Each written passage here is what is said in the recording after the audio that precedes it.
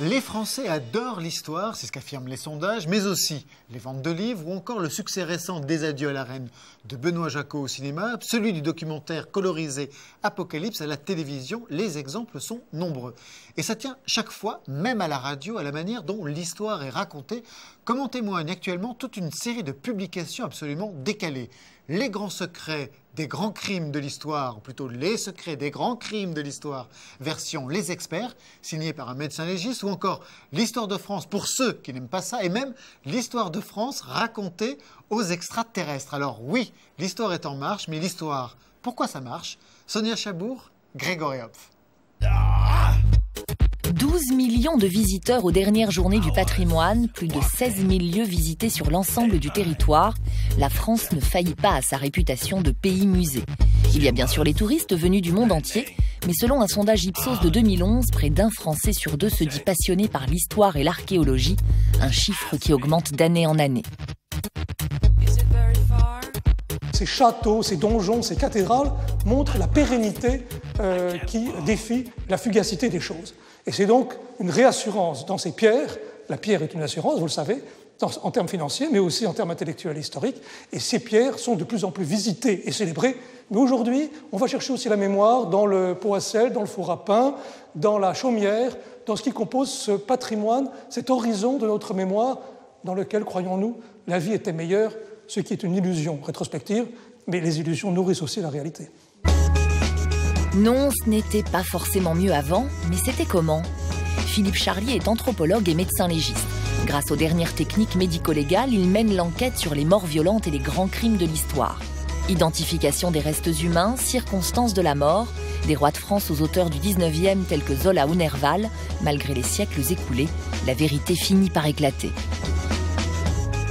On a besoin de connaître la véritable histoire. On a besoin d'anecdotes qui peuvent paraître parfois futiles. On peut se dire, oui, c'est une mort parmi d'autres. Par exemple, le crime de Clanet qui s'est passé au XVIe siècle. Par exemple, le coup de feu tiré par Verlaine sur Rimbaud. Mais ces petits éclairages de l'histoire finissent par faire la grande histoire et finissent surtout par rendre ces personnages-là beaucoup plus vivants à nos yeux. Les morts sont utiles aux vivants d'une façon bien cartésienne, c'est que ça nous rapproche d'eux. Ça les rend palpables presque. Et d'autant plus palpable quand on a leur cœur dans la main ou leur crâne dans l'autre main. Avec des tout petits restes, même microscopiques ou millimétriques, on arrive à déterminer quel produit a été utilisé pour conserver les restes, qu'il s'agisse de mercure, d'arsenic, de plomb, parfois du miel, parfois des aromates, parfois du pétrole. Et on trouve comme ça des choses un petit peu particulières. Par exemple, des fausses reliques de Jeanne d'Arc qui étaient conservées à Chinon, qui étaient en réalité des fragments de momies égyptiennes, humaines et de chats. Et on arrive aussi à d'autres cas historiques, une tête qui était conservée de main en main depuis 1919, qui s'est révélée être véritablement la tête d'Henri IV.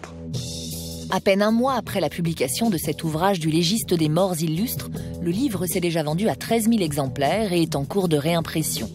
Le secteur de l'édition consacré au passé se porte bien. Rien que pour les romans historiques, les ventes ont augmenté d'un tiers en 2010.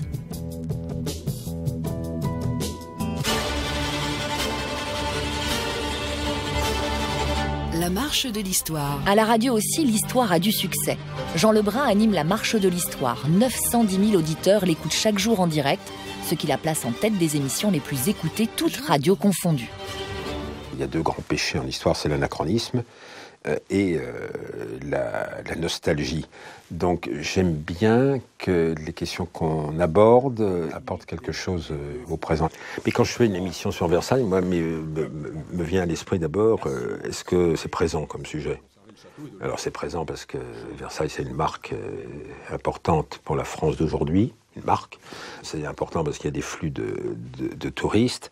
Et puis je me dis, c'est peut-être intéressant de faire une émission sur Versailles, autant on nous présente l'élection présidentielle comme la désignation d'un monarque républicain. Nous essayons de voir d'où nous venons, ce qui laisse penser que nous irons quelque part. Et d'autre part, ça fait communauté parce qu'en dépit des grandes différences qui séparent à la fois les catégories sociales, mais aussi les différentes portions du territoire, eh bien, ce qui nous unit peut apparaître, plus on remonte dans le temps d'ailleurs, peut apparaître comme plus fort que ce qui nous divise. Et donc, au fond, la France métissée, telle qu'elle est aujourd'hui, et heureusement, trouve, même pour ceux qui sont venus de fraîche date, comme moi, trouve des motifs de continuer à être là ensemble pour essayer de partager des valeurs communes et de les faire exister.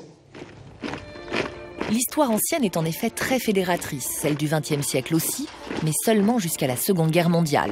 En témoigne le succès à la télévision d'un village français, 2 à 3 millions de téléspectateurs à chaque épisode. Mais après cette période, l'offre et la demande restent pauvres, peut-être parce que ce passé est encore trop présent.